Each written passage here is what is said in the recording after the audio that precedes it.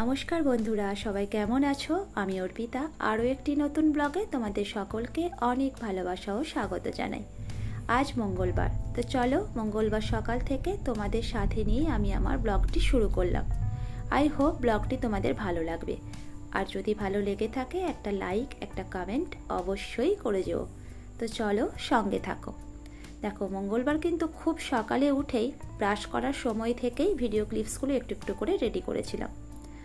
তারপর ব্রাশ করার পর একটু খেয়ে নিয়েছিলাম। একটু খাওয়া বলতে সকালে আর কি খাবো, চা বিস্কিট ছাড়া। তো তারপর ভাবলাম যে আজকের বিছানাটা একটু পরিপাটি করে গোছাই, কারণ বিছানার চাদরগুলো দেখো সেই গুটিয়ে যাচ্ছে। একটু না বড় চাদর কিনতে হবে জানো তো, এবার ভেবেছি।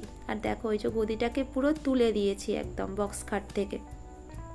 চারদিকে দেখো না ওই বেডশিটগুলো এদিক ওদিক থেকে বেরিয়ে যাচ্ছে, আর আমি যতই ওই কাঠের মধ্যে ঢোকানোর চেষ্টা করি কিন্তু সেই দেখবো সেই এদিক ওদিক থেকে বেরিয়ে যাচ্ছে। তাই একদম গদিটাকে আজকে ভালো করে তুলে নিয়ে চারদিকটা ভালো করে গুঁজে দিয়েছি।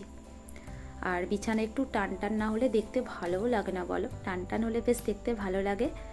তো সেই মতো সেটা ভেবেই কিন্তু আমি বিছানাটা আস্তে আস্তে করে সকালেই করে নিয়েছিলাম, কারণ পরে আর সময়ও হবে না, আর মায়েরও অত সময় নেই করার। তো চলো এইভাবে রেডি করে নিলাম। আর একটা জিনিস তোমাদের দেখাই, দেখো এই রুমটা আমাদের ব্যবহার হয় না। মানে এই রুমটা কি বলতো, আমরা কেউ মানে শুয়ে থাকি না আর কি, এই রুমটা ফাঁকা থাকে। আর এই বললাম না তোমাদের বোন এসেছিল, তো বোন আসলে এই রুমটায় ওর ছেলেকে নিয়ে শুয়ে যায়। তো এই রুমটা সেই রকম কিছু ব্যবহার নেই বলে একে অতটা গোছানো থাকে না, রেডিই থাকে। বোন আসলেই শুধুমাত্র ব্যবহার হয়। তো বোন এসেছিল বলে, আর ওই দিন সকালে বোন চলে গিয়েছিল শ্বশুরবাড়ি, তো সেই জন্য এই রুমটা তোমাদের সঙ্গে শেয়ার করছি।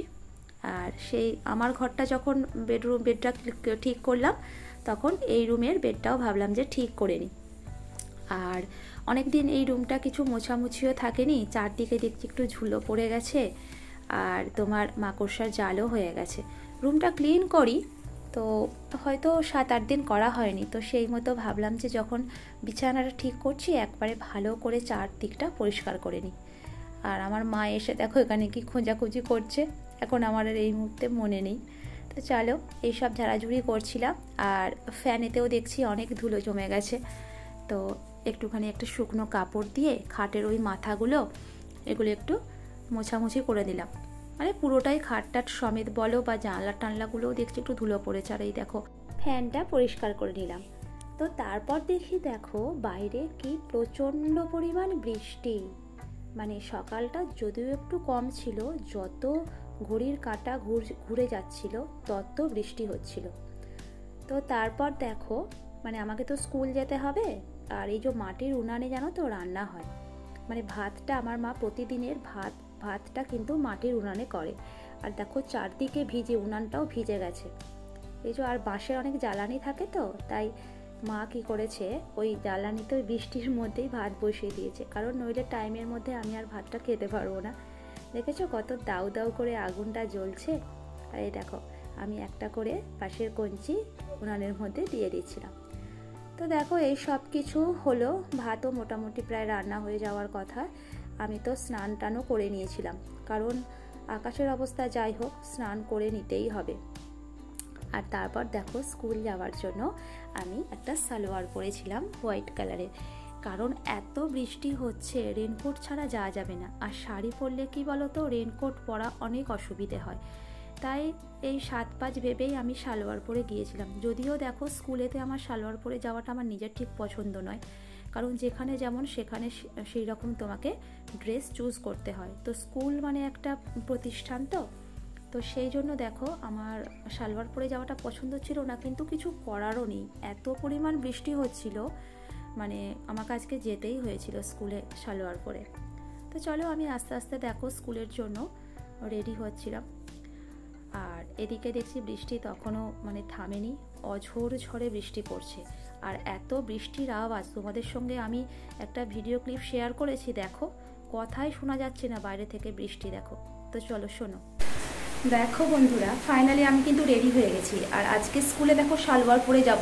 প্রচণ্ড পরিমাণ সকাল থেকে বৃষ্টি হচ্ছিল, এখন আরও বৃষ্টির পরিমাণ বেড়ে গেছে। তো বুঝতে পারছি না। তো দেখো বন্ধুরা, আমি কিন্তু ফাইনালি রেডি হয়ে গেছি স্কুলের জন্য। আর এখন প্রায় 10টা বেজে গেছে, কিন্তু আমি স্কুল যেতে পারছি না, কারণ এত পরিমাণ বৃষ্টি হচ্ছে। আজকে সকাল থেকে বৃষ্টি হচ্ছিল, কিন্তু এখন আরও বৃষ্টির পরিমাণ বেড়ে গেছে। আর আজকে সালোয়ার পরেছি কেন বলো তো? এই যে সালোয়ারটা পরেছি, কারণ আজকে শাড়ি পরে যাবো না, অনেক তো দূর যেতে হবে। আর স্কুটিতেও যাব না, আজকে হাজব্যান্ডের সঙ্গেই যাব। তো কি করে যাব সেটাই এখন ব্যাপার। মানে রেনকোট পরে গেলেও সম্ভবত ভিজে যাব, প্রচণ্ড পরিমাণে বৃষ্টি হচ্ছে। দেখা যাক কি হয়। স্কুলটা ছুটি করলেও হবে না, কারণ স্কুলে অনেক চাপ আছে। আর যেহেতু আমি টিআইসি, আমার দায়িত্ব তো অনেকটাই থাকে। তো দেখা যাক কিভাবে যাই। তো চলো এখন আসি। আর খাওয়া দাওয়াও আমার কিছু এখনও হয়নি, তো চলো খেয়ে নিই, তারপর দেখা যাক কী করে যাই স্কুলটা, কারণ স্কুল আমাকে যেতেই হবে। আর এটা আমার বিরাট একটা টেনশন চলছে। তো এখন টাটা। আর দেখো কত বৃষ্টি হচ্ছে, বৃষ্টি থামেই না গো। মানে কি যাতা অবস্থা, এত বৃষ্টিতে আমার সত্যি ভালো লাগে না। বর্ষাকাল মানে জানি বৃষ্টি হবে, কিন্তু কি করা যাবে, দেখো এত বৃষ্টি। আর তারপর আমি ভাত খেতেও বসে গেছিলাম। ঘড়ির কাঁটা কি বলো তো ঘুরে যাচ্ছে। সময় নষ্ট করা মানেই কিন্তু মানে আমার স্কুলের দেরি। তাই একটু খাওয়া দাওয়াও করে নিয়েছিলাম। খাওয়া দাওয়া করে ভাবলাম কি বলো তো, বৃষ্টিতে যখন যেতেই হবে তখন রেনকোটটা পরে নিই। আর আমি এই যে তারপর রেনকোট পরেও যাচ্ছিলাম। রেনকোট পরে গেলেও জানো তো ভিজে যাব, এত পরিমাণ বৃষ্টির তেজ। তো রেনকোটটা পুরো পরে নিয়েছি। এবার মানে অলরেডি সমস্ত কিছু রেডি করে ফেলেছিলাম। তো দেখো রেনকোট পরে আমি পুরো রেডি। এবার বাইরে বেরোতে হবে, পুরো পা পর্যন্ত রেনকোটটা, তাও নিচের দিকগুলো ভিজে যায়। আর এই দেখো আমি একটা ছাতাও নিয়েছি, কারণ আমার হাজব্যান্ডের বাইকে যাব তো। আর এই দেখো আমাদের বাড়ির সামনের রাস্তাটা, আর দেখো জমিগুলো, দেখো রাস্তাটা, দেখো এত স্লিপ গো, কি বলবো তোমাদের। একটু পা এদিক ওদিক হলেই কিন্তু পড়ে যাওয়ার চান্স আছে। আর আমার বাঁ দিক ডান দিকে দেখো মনে হচ্ছে না নৌকা পারাপার করা যাবে, মানে ছোটোখাটো পুকুরের মতো লাগছে।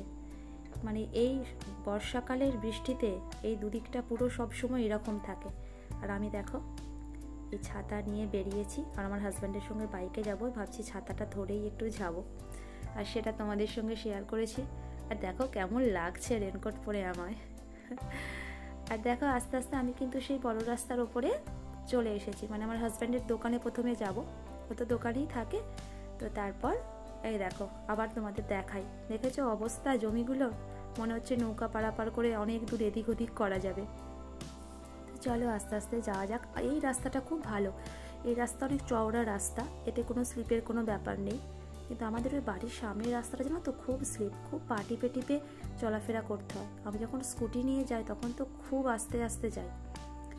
তো ওই যে দেখো দেখা যাচ্ছে আমার হাজব্যান্ডের দোকান, প্রায় আমি কাছাকাছি এসে গেছি।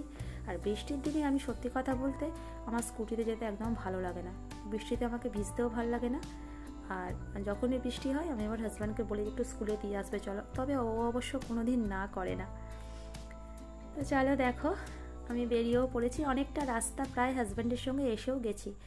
এটা মানে একদম স্কুলের কাছাকাছি চলে এসেছি দেখো।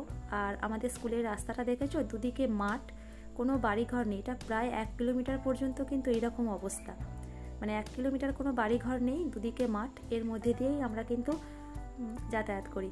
আর দেখো তোমাদের একটা জিনিস দেখাই, রাস্তার অবস্থাটাও ভালো নয়। আর একটা দেখো জিনিস, ওই যে দেখো দূরে দেখা যাচ্ছে বিল্ডিংটা, ওটা কিন্তু আমার স্কুল। আর সেটাই তোমাদেরকে দেখাবো বলে আমি ভিডিও ক্লিপসটা করেছিলাম। দেখো স্কুলের গেটটা নতুন হয়েছে, এটার জন্য কোনো রং টং কিছু নেই। আর আমাদের স্কুলটা দেখেছো, এই দেখো school building plus BEd DEd college plus pharmacist college, পুরো এতগুলো জিনিস। আর দেখো এতগুলো জিনিস কিন্তু একই জায়গায় আছে। আর আমি তোমাদের সঙ্গে কথা বলতে বলতে দেখো আমি কিন্তু স্কুলেও পৌঁছে গেছি। এই দেখো স্কুলের গেটটা তোমরা অনেকেই জানো। তো স্কুলেও পৌঁছে গেছি, তখনও কিন্তু বৃষ্টি থামেনি, বৃষ্টি হয়েই যাচ্ছে। তোমরা দেখো ওয়েদারটা দেখে তোমরা বুঝতে পারছো। এই দেখো এটা হচ্ছে ফার্মাসিস্ট কলেজটা, আর এটা হচ্ছে আমাদের স্কুলের গেটের রাস্তাটা, এটা তোমরা সবাই জানো। তো দেখো আমি প্রায় কিন্তু পৌঁছে গেছি। বললাম না বৃষ্টিতে ভিজলেও স্কুল আসতেই হয়। আর দেখো এখনও দেখো বৃষ্টিটা পড়ছে, ভিডিওতে পুরো দেখা যাচ্ছে। স্কুলের পিছন দিকটা দিয়ে যাচ্ছি যাতে তাড়াতাড়ি পৌঁছে যাওয়া যায়। আর দেখো আমি ক্লাসেও চলে এসেছি, আর ওয়েদার কিন্তু তখনও কাটেনি।